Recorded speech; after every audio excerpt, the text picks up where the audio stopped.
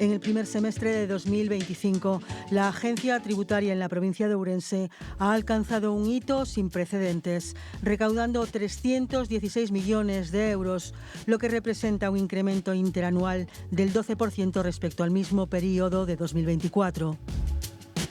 Esta cifra no solo pulveriza récords históricos locales, sino que supera con creces la media de crecimiento tributario de Galicia, de un 7,5%, y del conjunto nacional, con un 10,4%.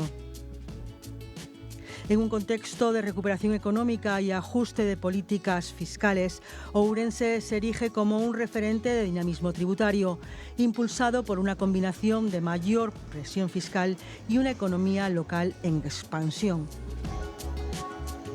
El desglose de la recaudación revela el peso de los principales tributos. El impuesto sobre el valor añadido encabeza la lista con 159,8 millones de euros, un reflejo del vigor del consumo interno y de la presión inflacionaria que ha incrementado las bases imponibles.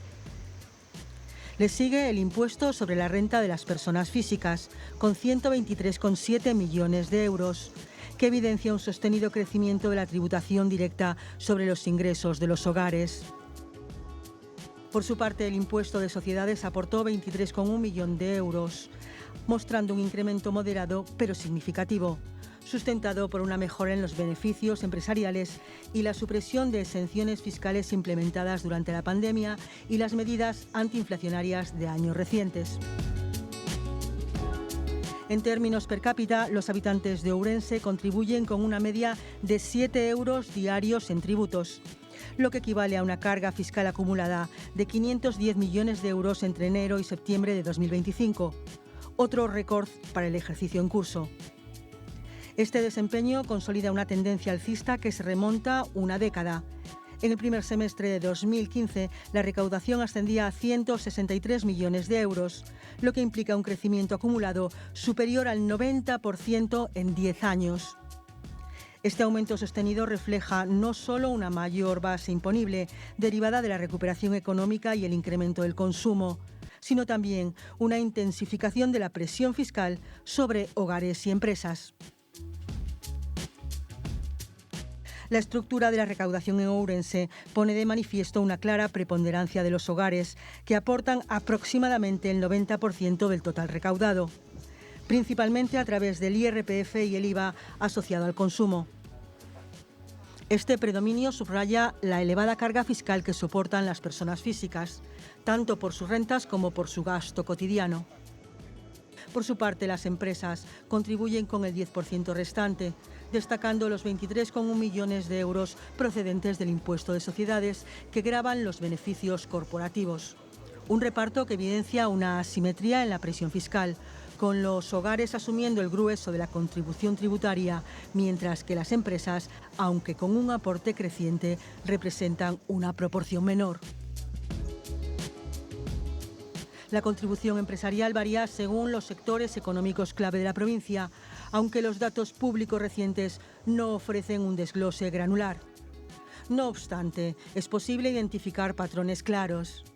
La industria, la construcción y el sector energético destacan como pilares de la recaudación, especialmente a través del impuesto sobre actividades económicas y el impuesto de sociedades.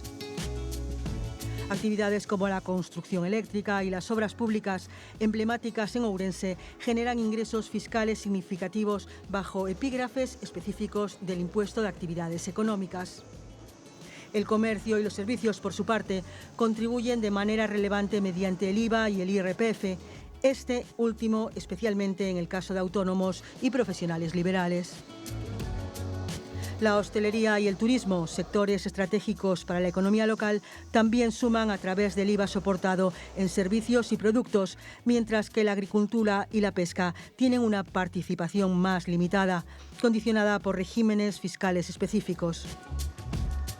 En conjunto, los sectores industriales de construcción y comercio representan aproximadamente el 70-75% de la recaudación empresarial, con el resto distribuido entre hostelería, servicios y agricultura. Una distribución que refleja la estructura económica de Ourense, menos diversificada que la de otras provincias gallegas como A Coruña o Pontevedra, pero con un dinamismo fiscal notable. El desempeño tributario de Ourense en 2025 destaca frente a las medias gallega y nacional. Mientras la recaudación estatal creció un 8% en el primer semestre, Ourense superó esta marca con un 12% de incremento. En el ámbito gallego, el crecimiento del 7,5% queda rezagado frente al dinamismo ourensano.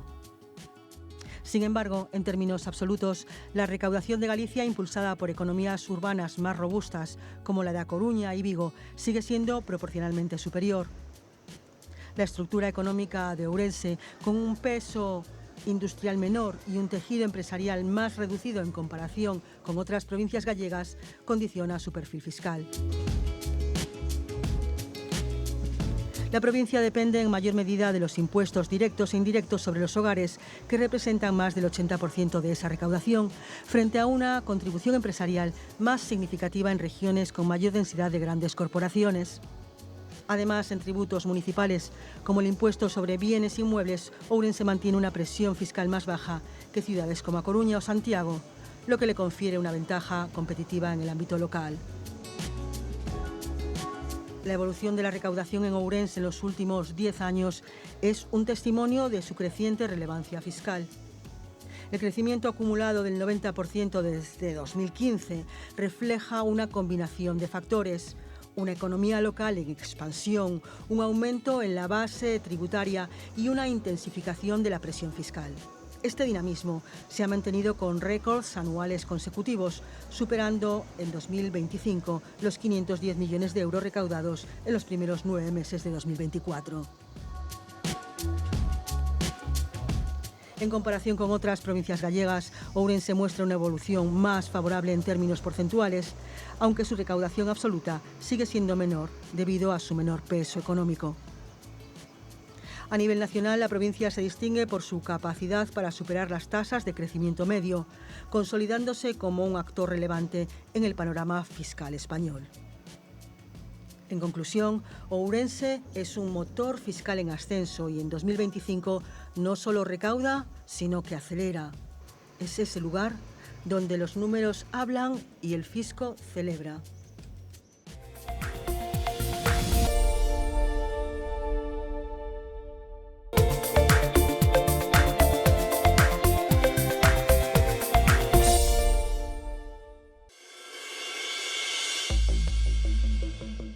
Un proyecto minero llamado DOADE puede transformar la economía local. Con una inversión de 129 millones de euros, esta mina subterránea de litio, impulsada por Recursos Minerales de Galicia, filial del grupo Sanca, aspira a ser un motor para una comarca como la de Beariz, en una encrucijada demográfica crítica, con una relación invertida entre trabajadores y pensionistas y una tasa de natalidad casi testimonial. La mina prevé extraer 500.000 toneladas anuales de pegmatita, con un contenido valioso de litio, mineral esencial para las baterías de coches eléctricos y tecnologías verdes. Se estima una producción de cerca de 93.600 toneladas de concentrado de litio, que podría generar ventas brutas superiores a los 100 millones de euros anuales. No obstante, el negocio no es sencillo ni totalmente seguro. Los costos operativos y de construcción suman decenas de millones, mientras que la rentabilidad final dependerá del mercado mundial del litio, altamente volátil, y del control estricto de los gastos.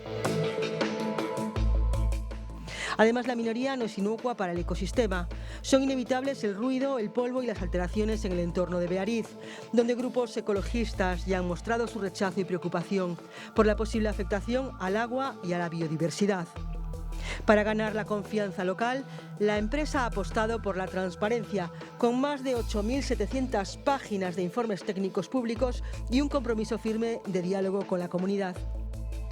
El litio extraído en DOADE juega un papel crucial en la estrategia europea para asegurar el suministro de materias primas críticas. Europa, dependiente en un 79% del litio chino, necesita fuentes propias para afrontar retos tecnológicos y energéticos clave. Mina DOADE también representa una oportunidad laboral, con la creación prevista de unos 320 empleos directos e indirectos, desde la construcción hasta la explotación y servicios asociados. Para una comarca rural es una bocanada de aire fresco, económica y social. Pero hay un matiz importante. DOADE no transformará el litio hasta su forma final refinada. El proyecto solo extraerá y concentrará el mineral conocido como spodumena, mediante un proceso de flotación que recupera cerca del 19% del concentrado de litio contenido en la roca.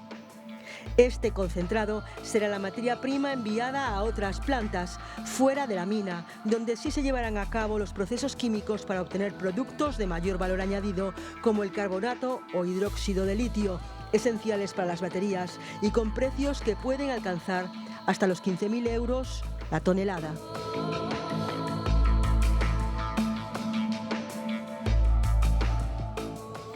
Así pues, aunque la mina DOADE es una pieza fundamental en la cadena de suministro europea, la mayor transformación industrial y el valor añadido real se generan más allá de aquí.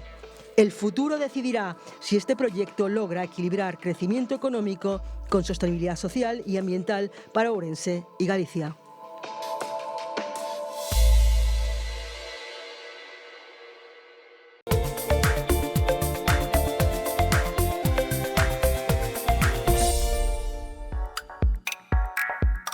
La Universidad Tecnológica de Nanyang, en Singapur, reconocida mundialmente por su excelencia en investigación e innovación, ha dado un paso significativo en el campo de la electrónica blanda, con el desarrollo de una piel electrónica que promete transformar la interacción entre humanos y máquinas. Este avance, liderado por el equipo del profesor Chen Xiaodong de la Escuela de Ciencia e Ingeniería de Materiales, combina materiales flexibles con inteligencia artificial para crear un dispositivo no invasivo con aplicaciones en medicina, robótica y agricultura. La piel electrónica desarrollada es un parche flexible y biocompatible que imita las propiedades de la piel humana, integrando sensores capaces de detectar señales biológicas y movimientos musculares.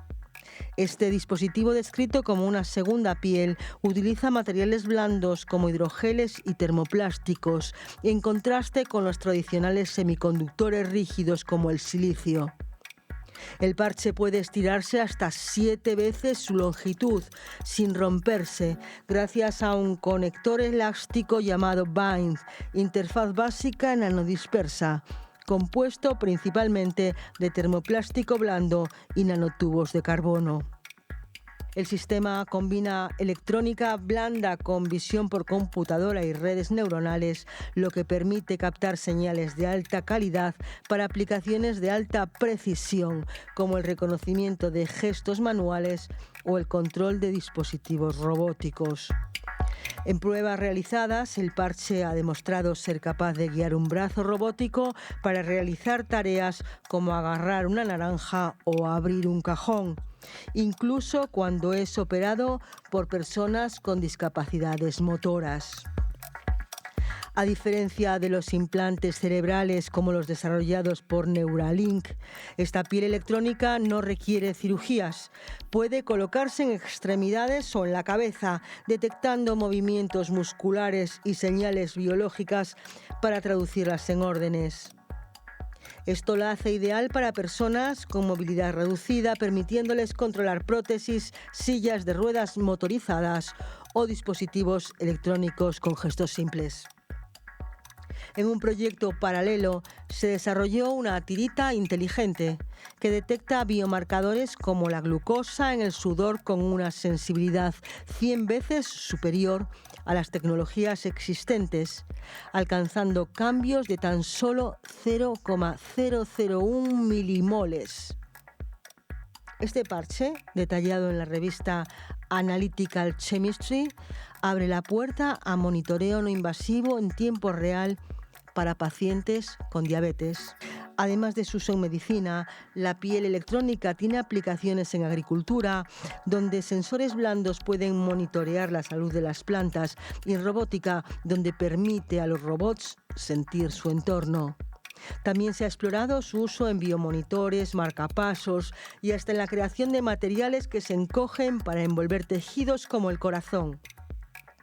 Un sistema de reconocimiento de gestos combina sensores de tensión estirables con visión por computadora, utilizando 3 tipos de redes neuronales: convolucional, dispersa y multicapa, para imitar cómo el cerebro humano procesa información sensorial. Esto mejora la precisión en la detección de gestos, superando limitaciones de sensores rígidos que no logran un contacto íntimo con la piel. El desarrollo de la piel electrónica tiene un potencial transformador en múltiples campos. Para personas con discapacidades motoras, esta tecnología ofrece una alternativa no invasiva para controlar prótesis o dispositivos asistivos, mejorando su calidad de vida. Además, el monitoreo no invasivo de biomarcadores como la glucosa podría revolucionar el manejo de enfermedades crónicas como la diabetes. La piel electrónica permite a los robots interactuar con su entorno de manera más natural, detectando presión, temperatura o texturas, lo que es crucial para aplicaciones en cirugía, robótica o entornos industriales. Los sensores blandos pueden integrarse en plantas para monitorear su salud, optimizando el uso de recursos como agua y nutrientes, lo que contribuye a una agricultura más sostenible. El equipo de la Universidad Tecnológica de Singapur está trabajando en integrar esta tecnología en sistemas de realidad virtual y aumentada, lo que podría mejorar experiencias inmersivas en juegos, simulaciones o entrenamientos. A pesar de sus avances, la piel electrónica enfrenta retos antes de su adopción masiva. Uno de ellos es garantizar su funcionamiento en diversos tipos de piel y composiciones de sudor, especialmente para los parches de monitoreo de biomarcadores. Además, la integración de esta tecnología en dispositivos comerciales requiere superar obstáculos relacionados con la durabilidad, la producción a gran escala y la transmisión inalámbrica de datos. El equipo de investigadores, junto con colaboradores como la Universidad Tecnológica de Sydney, continúa perfeccionando esta tecnología y planean explorar su uso en exoesqueletos para personas mayores y en aplicaciones de monitoreo médico más avanzadas, como marcapasos o sensores cardíacos.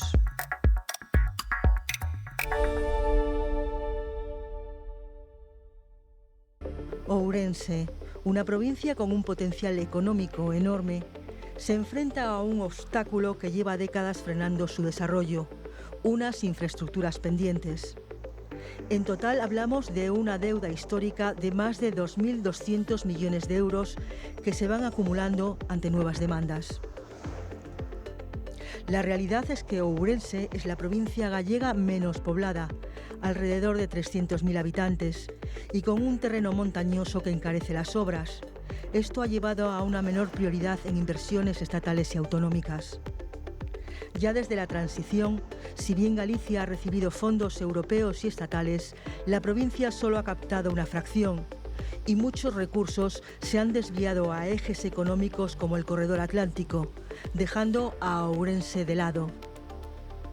Valga como ejemplo que entre 2000 y 2020 la inversión en infraestructuras en Ourense fue un 40% inferior a la media gallega per cápita, según informes del Instituto Galego de Estatística.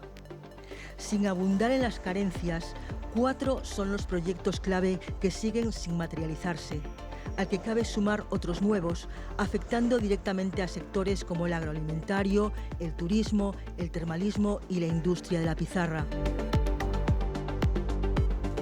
Las autovías A76 y A56, junto con la variante exterior del AVE y la estación intermodal. Vayamos por partes. Primero, la autovía A76, que conectaría Ourense con Ponferrada. Es una de las grandes cifras porque es una infraestructura clave que lleva parada más de 20 años. Esta obra abarca unos 125 kilómetros y tiene un coste estimado de 1.353 millones de euros. Un presupuesto que incluye la construcción de 64 viaductos y tramos que mejoran la conexión con Valdeorras y El Bierzo, además de reducir tiempos y emisiones. Segundo, la autovía A56, que uniría Ourense con Lugo. Aquí el presupuesto estimado originalmente rondaba los 525 millones de euros, pero está desfasado por la inflación y los retrasos. Actualizando costes, estaríamos hablando de al menos 700 millones para completar los 70 kilómetros pendientes, ya que solo hay 9 kilómetros operativos y un pequeño tramo en obras. Esto incluye tramos como el de San Martiño-Cambeo, que ya tiene asignados unos 130 millones, pero necesita más para avanzar. Tercero, la variante exterior del AVE, que conectaría el tren de alta velocidad desde Taboadela hasta la estación intermodal de Ourense. Este proyecto requiere unos 430 millones de euros para finalizarse, ya que el 76% de la inversión aún está pendiente. Son 18 kilómetros de doble vía electrificada que mejorarían la conexión con Madrid y el resto de Galicia.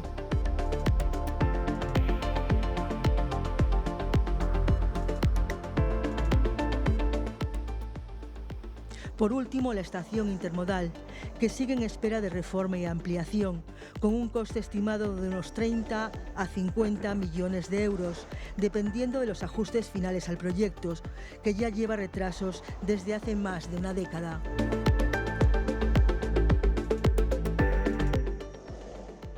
A ello hay que añadir, aunque más reciente, la A31, Celanova-Portugal. El tramo de Ourense a Celanova se completó, pero los 39 kilómetros hasta la frontera y la mejora de la O540 están paralizados hace más de una década. Es la conexión más directa con Braga, Oporto y su aeropuerto, y está reclamada por sectores empresariales y turísticos. El impacto de no tener estas infraestructuras lo pagan caros sectores como la industria de la pizarra, el turismo termal y el agroalimentario, que pierden competitividad por los altos costes de transporte y los tiempos largos. Empecemos por el agroalimentario, uno de los pilares de la provincia. La falta de conexiones rápidas y seguras complica el transporte de productos frescos a mercados más amplios, encareciendo los costes y reduciendo la competitividad.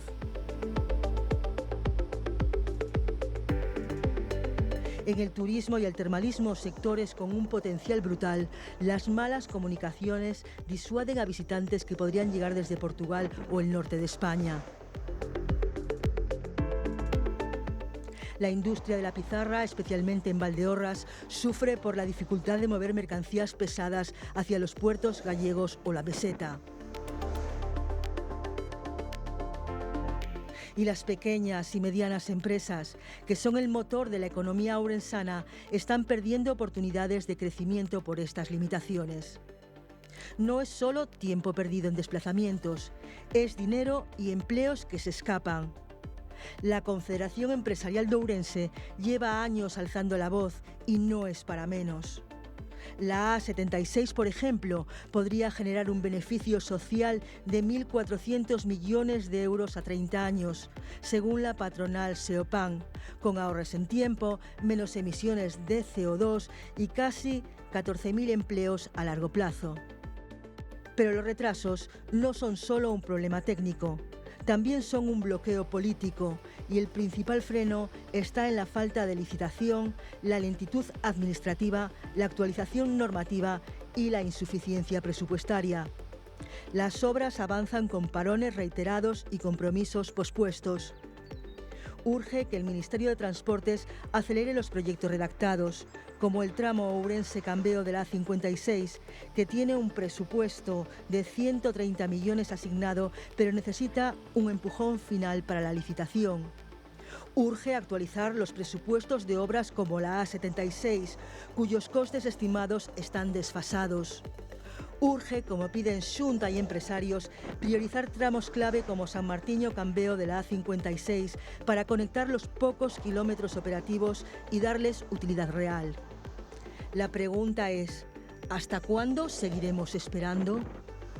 Porque la provincia no puede permitirse el lujo decadente de esperar otros 20 años más. La pelota está en el tejado del gobierno, pero también en el de todos los ourensanos, que merecen una economía a la altura de su potencial.